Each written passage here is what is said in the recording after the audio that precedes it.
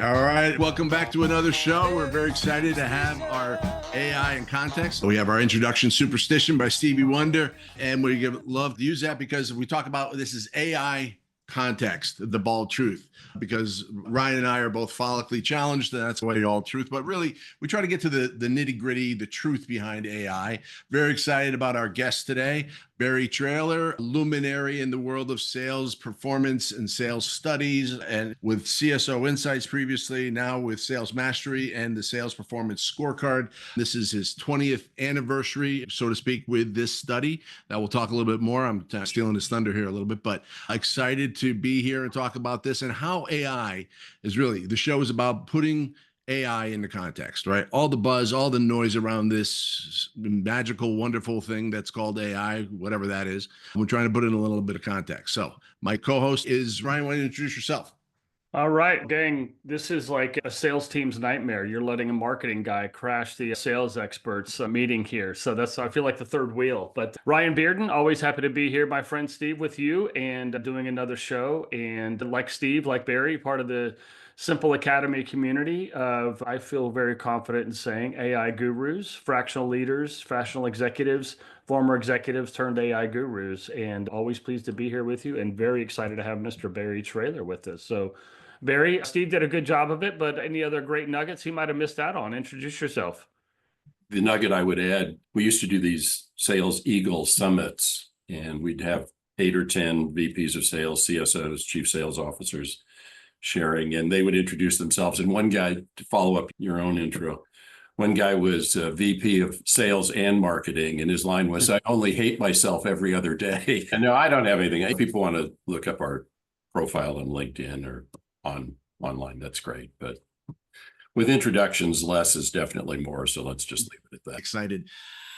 One to kind of key in, I think we were just talking before that we started our show prepping, as wonderful and exciting as AI is, you still have to do the work, right? Everyone's talking about AI, but it can help things get done faster, but you still have to do something with what it creates for you or helps you think through things, right?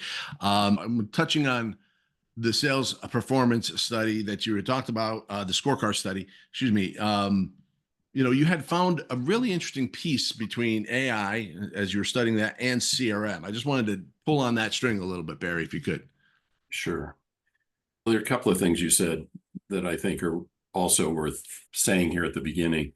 And I'm going to refer to, no doubt, a number of our videos. So I'll just put a plug in for that right now. We have a YouTube channel with, I don't know, 40 or 50 videos now. It's @Sales Mastery LLC. And one of the videos that I have up there is when you talk about doing the work, an expression I heard long ago when I was first getting into sales was sales is the lowest paid easy work and the highest paid hard work to be found. Sales is the lowest paid easy work and the highest paid hard work to be found. And the reason I think that's worth mentioning is I think because of all the technology, MarTech and sales tech and the tech stack and these point solutions and CRM and now AI and all the rest of it, I think people somehow believe that all of these tools, many of which are magnificent, are somehow going to do the work for them. There are people my age that, when they got into sales, IBM, Xerox, ADP, Pitney Bowes, those were companies who trained America's sales force. And it was not unusual. IBM literally had offices with 200 or 300 sales reps in them. And the whole conversation about water cooler conversation, none of that is happening in today's world where it's either a hybrid workforce or it's distributed, everybody's operating remotely. And I think because of that, many people don't know what doing the work means. They haven't had the same level of training investment made in them that used to be made before. It used to be a year of training, sales training, before people really expected to be up to speed. Now it's all about ramp time and how quickly can we get people up to speed and so on. I think that is really, it's hoped for. I think it's a promise that is dangling out there with all these new shiny objects, but I think people still have to do the work. Still have to do the work and And practice so and everything else. Yeah. it's a very powerful tool. When I used to do sales training, Miller Hyman Strategic Selling had a thing called the blue sheet, and everybody, oh my God, the blue sheet. You know, people start either going into ecstasy or running for the door. And what I used to say at the end of the program is this is a tool. And like any tool, if you use it appropriately, you get big time leverage.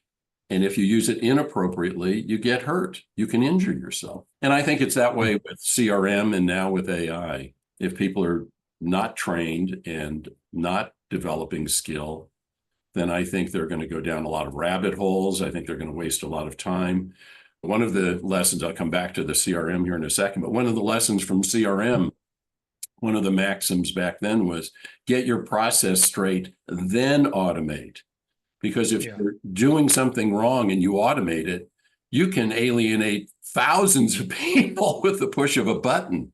I've been saying if I had, because I do Salesforce.com consulting, now HubSpot consulting, and it's funny because there's people that have put in a sales process or put in the process that came out of the box with Salesforce, and they just run with it. And they don't change it or tweak it. They don't think about how the customer's buying process has changed, which is another study that you worked on. And it just fascinating to me. And they just use that same process. And I like to say to them, because it's nice to be a consultant, Barry, because as a consultant, I get paid to come in. Ryan is the same with you. We get paid to come in and tell them that their baby's ugly, right? As opposed to working for the organization, right? And say, yeah, that's wrong. And you get to say, you're doing the wrong thing, but you're doing it faster, right? And you can alienate thousands of people very quickly, and particularly your sales force, right? So yeah, absolutely with you on that. Definition of a consultant, somebody who got off a plane that came from further than 50 miles away. And I'm here to tell you that you're maybe doing everything wrong. You don't even have to get off a plane. You just get to be online like this. I can do it on Zoom. Now everybody's a consultant. That mindset you say is not unlike historically a marketing function. Like content creation is another from the more marketing focused world of where you see a lot of people complain about AI is killing the content world because it's just bad content, more and more bad content going out there. And it's why are you blaming the technology? Somebody made the decision to publish this content. Somebody made the decision to just go with it good enough. And the similarities I see with, for lack of a better word, lazy, we just need to get something out there, the checkbox approach is not unlike like cold outreach. I am a sales guy by default as a consultant, whether you like it or not, you are. Not a good one, but you are. But it's like sales outreach that I get of, oh my gosh, like you ran this through some AI machine, you put my name in there. Sometimes you didn't, and you hit send. It's the same equivalent to it. And it's like what you were saying, Barry, is you still got to put in the work. Let's not demonize the technology because people are misusing it. You still have to, can you do good work faster? 100%. 100% you can. But the work is the key point, right? The key point is the work. And the most successful salespeople in my career, I've worked very closely in enterprise marketing and worked very closely with sales teams. And I actually genuinely enjoy it. But the best ones that I've ever worked with weren't hounding me and my team every other day for more of this, more of that, more of this, more. They had their process, they had their approach, they had their methodology. When they needed something in particular, they would ask for it, I would give it to them. And then they would just go off on their own. And they were, without question, the most successful salespeople in the whole company. So there are two things I would say about that. There are two things that I think play out in that. One is win, and the other is we call perfect prospect profile, but ideal customer profile, ICP. And I only want to do business with people who want to do business with me. The job is, and one of the old lines was from Al Green when he played for the Steelers. He said, I tackle everybody and just keep throwing them out till I find the one with a football. And one of the things that's important in that strategy is knowing what a football looks like. So perfect ideal customer profile is really important. And a bet that I have made for decades and still have my house is I would say to rooms full of VPs of sales, CROs, CSOs, I will bet you my house right now you have good people working hard, trying to get business you don't want. Everybody sits there, nods their head, and it's what the hell? Do they want to increase selling time? How about we quit wasting selling time? Yeah. We did a case study with FedEx. different things they did to try and minimize or eliminate what they called corrupted selling time. And that was anything that took sellers away from selling. And we're corrupting our sellers' time all again and again by not thinking about who do we really deserve to do business with, who do we want to do business with, and who wants to do business with us? Who can we really help?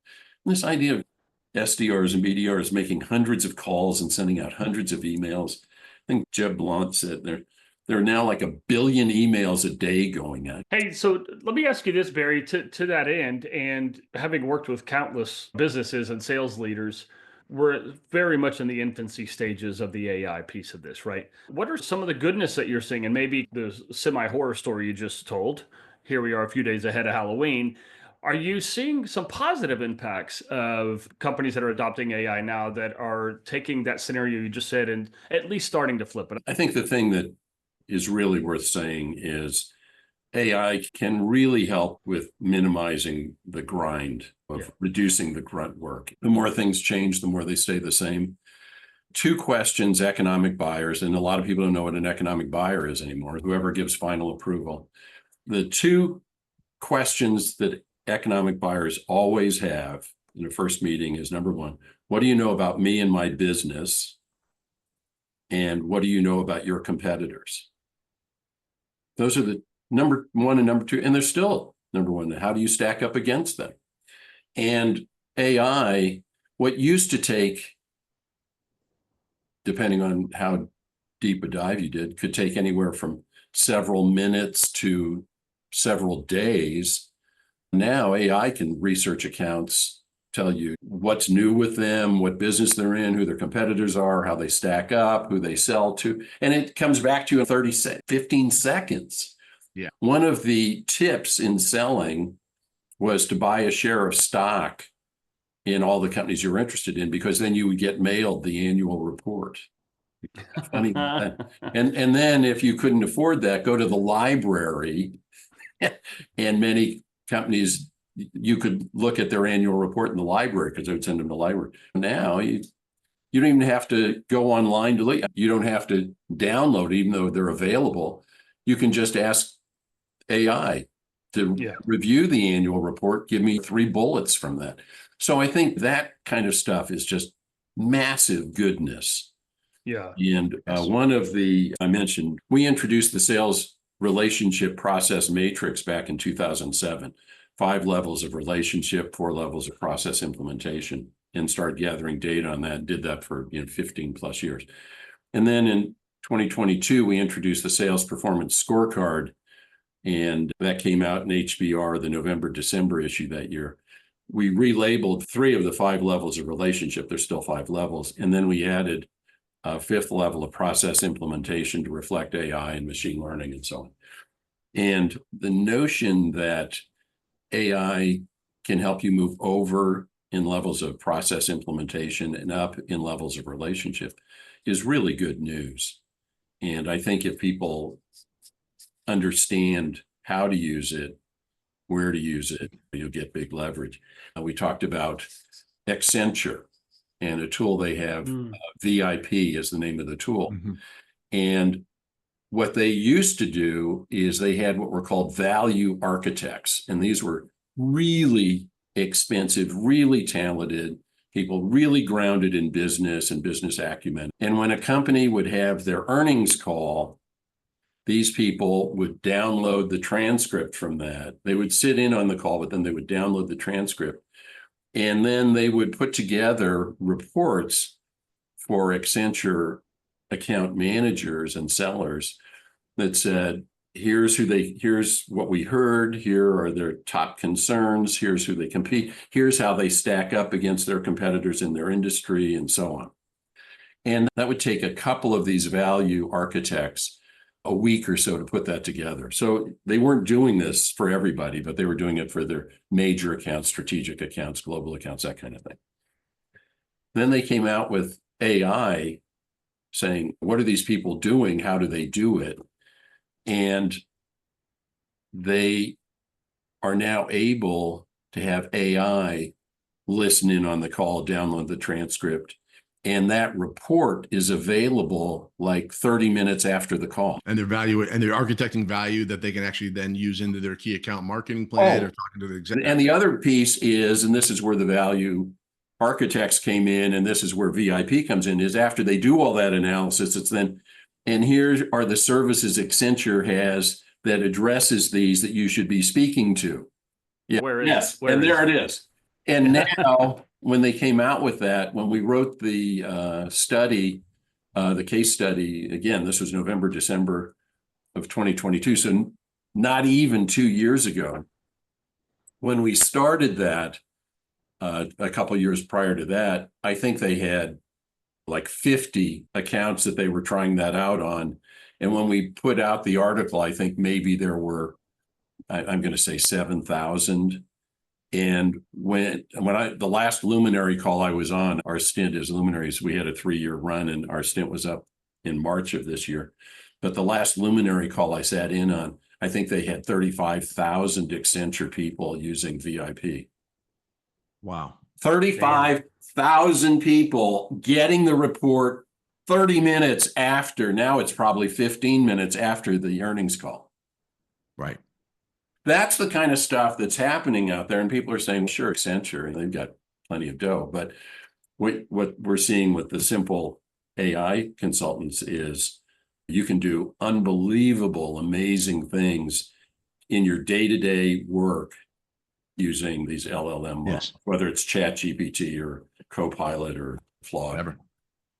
Anyway. But Barry, I think part of it too is because I've been quiet. You always lay some wisdom on me that gets me reflecting on things. And I said, whether it's the ICP or doing the analysis and buying a share to do the research on your company, at the end of the day, even still, because I'm still doing the sales training, still working with the organizations, different generations, as we talk about, fascinating is that doing research on your company so that your prospective company is still a foreign idea, even to tenured salespeople. It just amazing. So it comes back to the idea is all these great tools, but you still got to do something with it.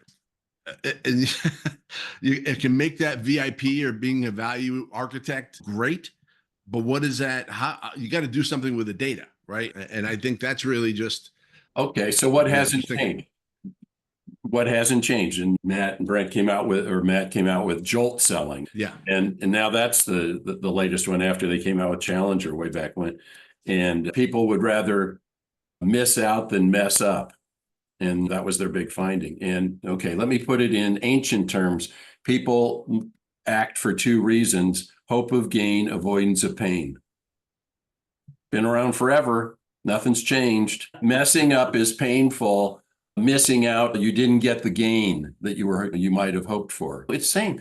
The pain. The Pain technology is evolving like crazy, but our DNA was pretty much fixed. And the human condition stays the same. it comes down to, do I trust this person? 5 reasons people won't buy from you: no money, no need, no desire, no urgency, no trust. And that last one will kill more deals than the other 4 combined. So how do you earn trust? You understand who they are. You understand their business. You have domain expertise. Here's what other people are doing. Here's how we've seen that addressed in other places. Here's how we can help you if you need help in this area. If you don't, that's what discovery is about. Mobile, we're here to talk about AI. 5 years ago, it was all about mobile apps and having things that you could see not only on your desktop, but now on your phone. Were proliferating like crazy. Mobile was off the charts until the pandemic. Right. And back then, when people were still calling on people, pre-call planning was sitting at Starbucks looking at the person's LinkedIn profile 10 minutes before you went in on the call. That's not research, man. That's right. That's just bogus. And that's a Hail Mary. It's taking shortcuts. And Ryan, you said earlier about mindset. Back in 92, over 30 years ago now, I was working with Xerox up in Canada. And I was at their Bloor Street office, which is downtown Toronto.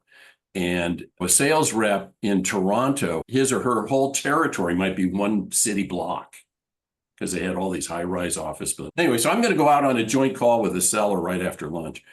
And we're all suited up. We're ready to go out the door, and the seller says, "Oh, wait a minute.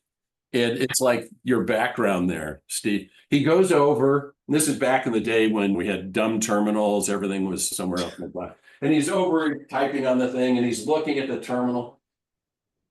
And finally he whacks the monitor on the side. Let's go.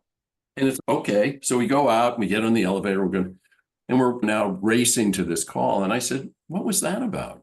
He goes, oh, so we have this program and it says, like the people we're going to go see right now, it tells us all the equipment they have and what's purchased and what's on lease and what's maintenance and when leases are up. And it's all of this gold that we could be talking about, like service record, when leases are.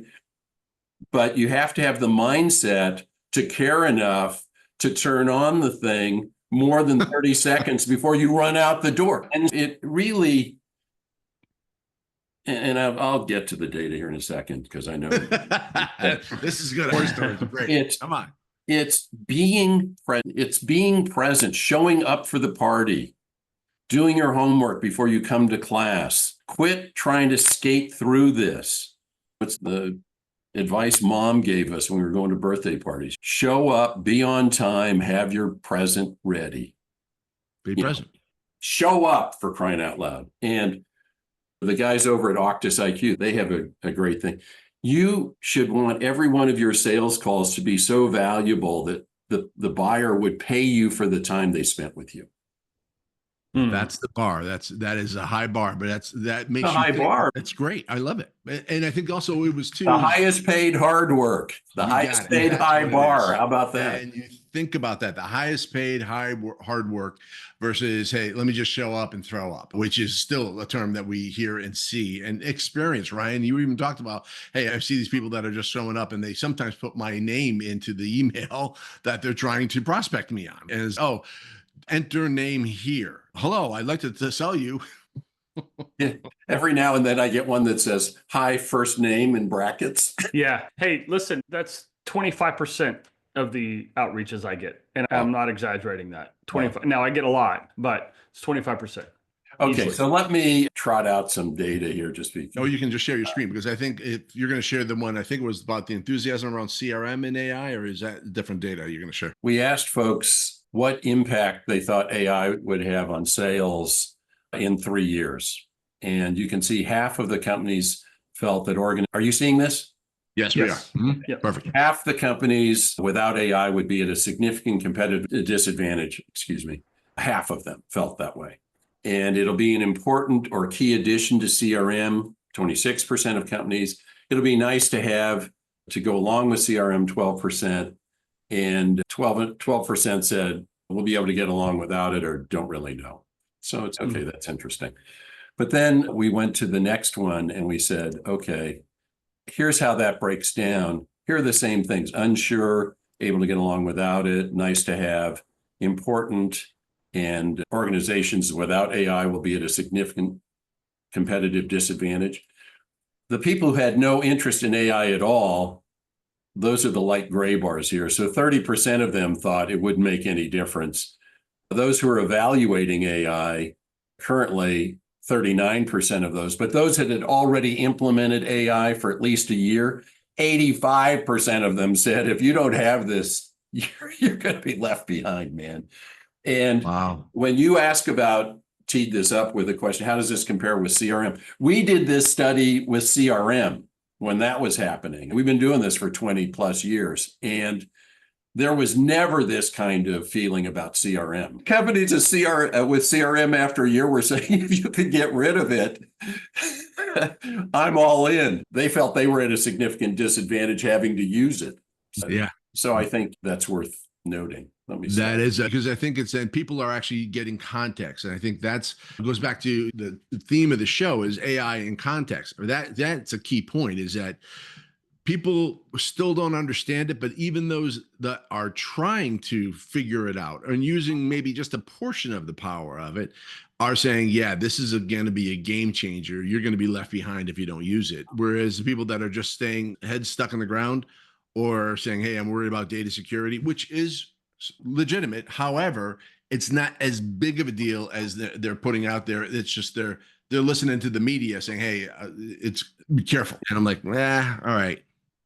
So, Yeah, there's so many issues. And there are folks saying it's going to be the end of the world. We all have to go to Mars to save ourselves from this.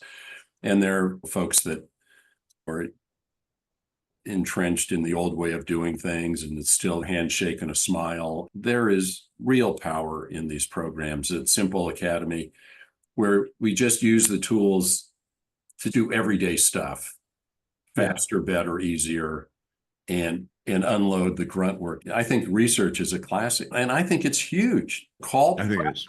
Call prep is a big deal, and call follow-up is a big deal. I used to say in marketing when we were trying to align, I heard a CMO I worked with long ago say this, and I adopted it, but we used to say in marketing is, especially on the demand gen side, where we worked very closely with sales, is my job is to enable a meaningful, productive conversation between the rep and the prospect. If I can help the prospect get to that point to where when the phone call happens and they're having a meaningful, productive conversation, then I have done 75% of my job. And that is not to say I need to spoon feed the sales reps. The sales reps are smart and they know what they're doing.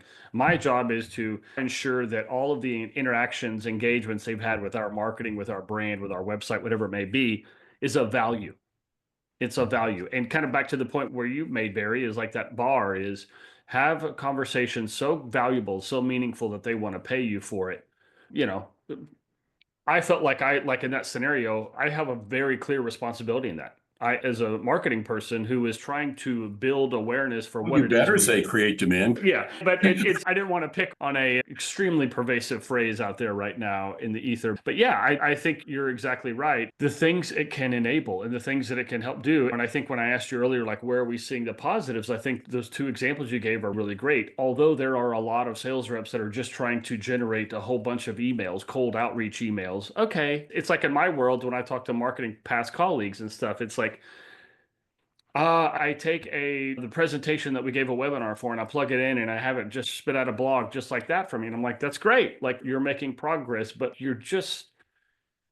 but it's awesome. And that's it. That's all they're using it for. And I often feel like it's almost harder to get somebody who is completely unaware in maybe the light gray or even the middle gray that you were talking about, Barry, on your chart. We're not really investigating. We're not really exploring it. Getting those people to try it for the use case I just gave is much easier than it is to get a company that a few folks using it to convert a presentation into a blog. We're already using it, and but you are like, you're missing out on a world of opportunity. And I think that is another challenge, an obstacle that we face is not just those that are resisting AI, but those that are just using it like a drop in the bucket and think that we're good.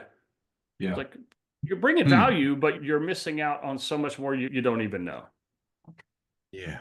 I wonder too, as we get ready to wrap up here, Barry, is that the sales process performance matrix, that idea behind there, I'm wondering, and this is probably more offline to talk about, if there is a model that could be used to describe, just as Ryan was talking about, analyzing it from an AI adoption perspective, right? Using some of the data you might have had to do, that might be a very interesting study, which we'll talk more about. Yeah, we can take a look at where folks who have had AI for a year or better fall on in the 3 performance levels.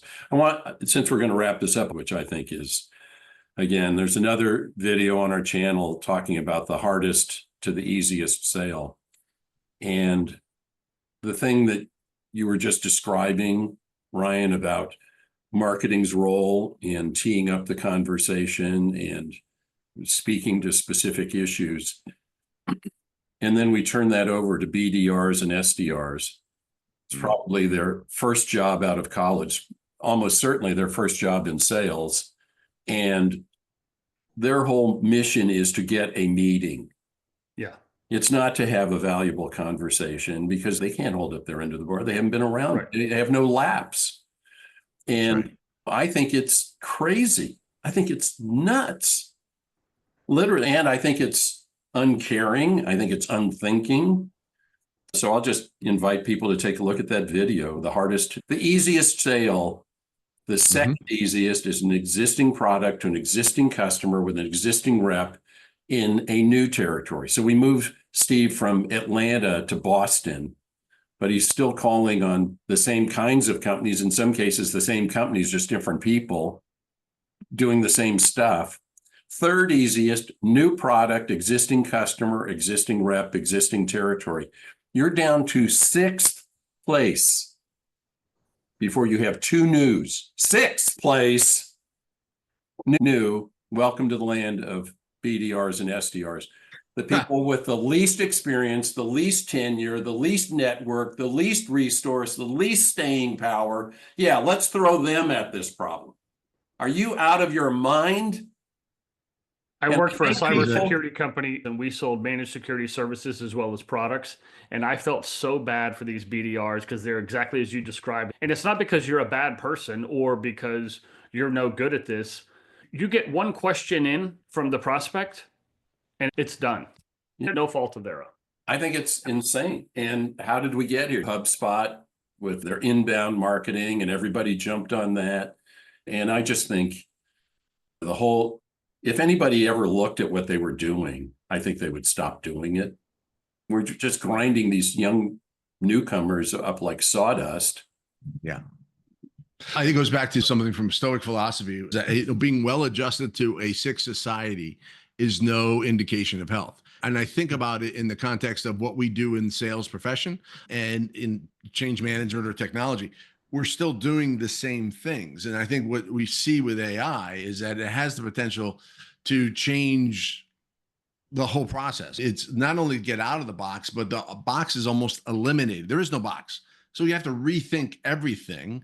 But the human condition is, I'm always trying to take the easiest path, right? So we're not going to have the chance to rethink things per se. Hopefully we will, because it'll become so prevalent. Hey, so closing question. So Barry, what's the most surprising thing or the most exciting thing that you are about AI? And Ryan, ask the same question of you as you're thinking, as Barry's thinking. To me, the few months I've been involved with Simple Consultants and focusing primarily on ChatGPT, although we're saying you can do all of this stuff with any of the new LLM models. I'm just blown away by the variety of things you can do. And I have it open all the time. Ryan sent me an email with a URL link to something he wanted to share with me. And I clicked on the link and nothing. Because it was an image. He had taken a snapshot of it, plugged it in, that didn't work. So I just grabbed that image and put in chat, said, please convert this image to a text. And it gave me the text so that I could use the link. I could have typed in, tried to copy that string that's long, or I can just say, please fix this for me. Yeah. It's just voice to text, it just images, graphing, it's unbelievable. And I think that everybody who's using, whether it's Word or Excel or PowerPoint, everybody knows they use probably, and they consider themselves proficient. I use it all the time, probably using 10 or 15% of the program's capability. Yeah. And I would say with ChatGPT or any of these models, people are probably using 0.1% of the capabilities. And just what you were saying, Steve, I don't think so. Every day is like a brand new day here for me. It is a brand new day. I agree. It's unbelievable. It's astounding. Most surprising and interesting thing you've run across as you're working here? The most interesting, positive, surprising, interesting thing for me is that, and I've experienced this myself a few times and then watching other people experience it, as if you think you hit a brick wall, oh, it can't help me with this.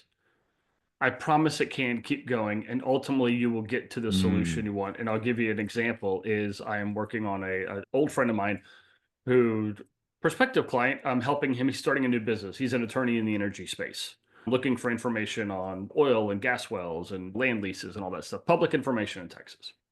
Finding that information, hey, go to the Railroad Commission website and go pull me a query of all this stuff. Railroad Commission website, all that's kept in a dynamic database. I can't go and reach into that database that's constantly being updated, right? The Railroad Commission site lets you run queries that pulls it, right? But you can't go in and do it. And so I spent 20 minutes thinking, I'm not going to be able to do this thing for him. And then it was like, I kept going, and lo and behold, yeah, I'm just going to change the wording in the asking, and I'm going to be less specific on where you get it. And lo and behold, it can actually do it. There's more than one avenue to get to the results that you want. You just have to be patient and creative enough Well, to think differently about how you go about doing it. Or to use Barry's phrase that he's been hitting over the head this whole podcast is do the work. Just you run through that brick wall or run around it, but do the work. But I promise you, there's a 90+% chance that AI can help you get it done, even if at first you don't get exactly what you need from the get-go. Keep going, look for other workarounds, because you will get there. one of my favorite business maxims for years has been, when all else fails, ask the customer. Yeah. In follow-up to your comment, Ryan, is when all else fails, ask ChatGPT. Yeah. Ask ChatGPT, how can you help me get through this brick wall? And it'll come back with some number of ideas. And if you said, okay, I like number 1 and number 3, do better. How could you improve that? It'll work on it. Yeah. And now with exactly. O1 and Mini, where it's starting to do strategic thinking as well. It's getting a little bit of superstition in there too as we finish Hey, up. you know our- what? Speaking of that, since I'm here in Southern California and the Dodgers are up 3-0, there was a great Bud Light commercial which showed all these different superstitions that people have for games. People are not changing their socks and wearing their hat sideways and all that. And it's only weird if it doesn't work. That's That's right. So please don't take your clothes off again, Barry, Yeah. even because I'm not sure it'll work. Even if it does, I don't want it to work for that. Yeah. All right. Thank you, Barry. I appreciate it. Thanks for the time. I appreciate the show. This is AI Context, The Bald Truth, with your host, Steve and Ryan. Barry, thank you. Great guest on our show. Learned a lot, talked a lot about AI, sales process, and everything you've learned. So thanks so much, and look forward to seeing y'all again sometime soon. Thank you, Barry. My pleasure. Hey,